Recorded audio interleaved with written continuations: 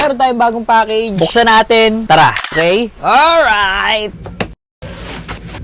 Eto na guys, nagdag na tayo ng bagong Shurak. Pero hindi pa yan yun. Foldable acrylic. Ay, ang haba pala nito.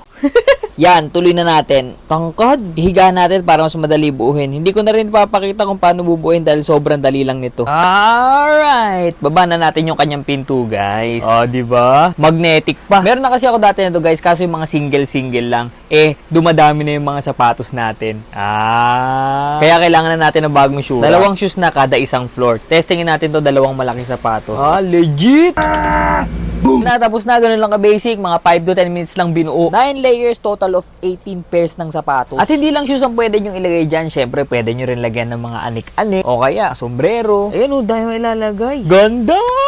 Acrylic siya pati gilid. Meron kasi ako dapat bibilin. Yung isa pa. So yun kasi, plastic yung gilid niya. Buti na lang, nagtingin ako ng reviews. Eto, acrylic din yung side. So, kung konti pa lang yung sapatos mo, yung iba, pwede mo pang display. Yan, dagdag aesthetic. Mas ganda tignan.